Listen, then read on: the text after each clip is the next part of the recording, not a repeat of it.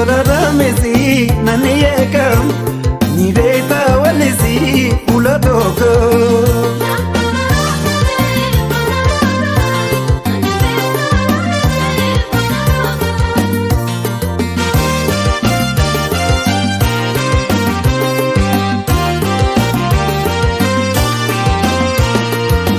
Sani khenya urre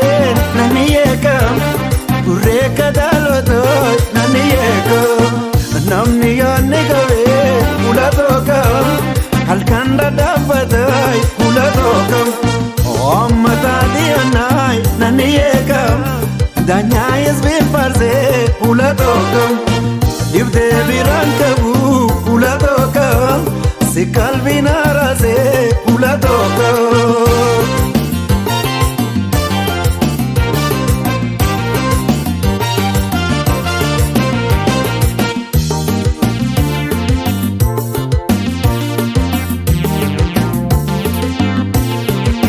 Shankora ramesi naniyekam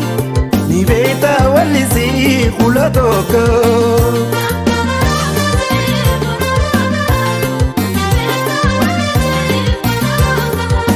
Shankora ramesi naniyekam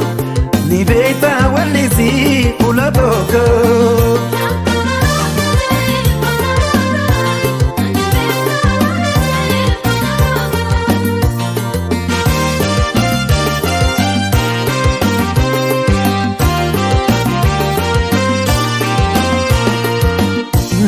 Jinnin bute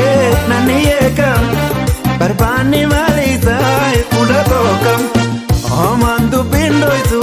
naniyekam gargar nu fageessaa fuula tokkam watar jechaan biyyaa leemaneekam bishaan sabbareedaa fuula tokkam ofur bunii gootu leemaneekam shambultu siyaadaa fuula tokkam.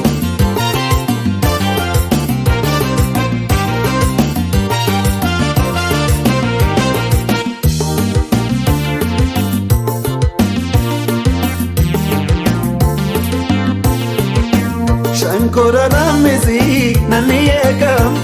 niveta walisi ulatoko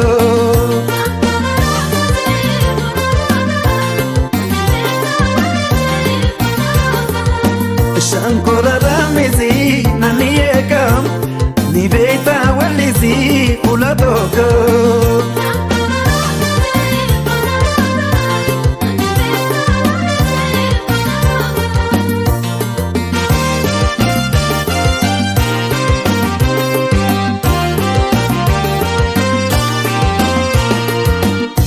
Bombonadabe lokotoka tarrea takilti lemanekam kartam naha goru lemanekam morma ke jalati lemanekam bombonadabe lemanekam tarrea takilti mututokam kartam naha goru bisitokam morma ke jalati lemanekam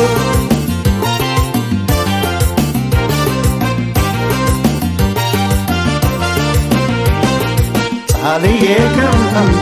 Saltotokam, Daratokam, Sabantokam, Dastotokam, Dasitokam, Duretikam, Dursitokam, Dammolekam, Dammitukam, Margitukam, Margitokam, Tifotokam, Timirekam, Nafitokam, Yofetekam, Iftutokam, Ifsitokam, Bontutokam, Bonitokam, Lalisekam, Lilutokam, Miltotokam, Nasisekam, Lensatokam, Leimanekam, Asantikam, Ashantikam,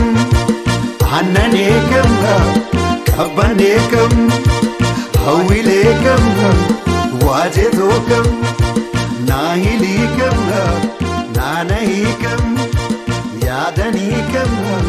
Mirkanikam, Asitu kam, ayyantu kam.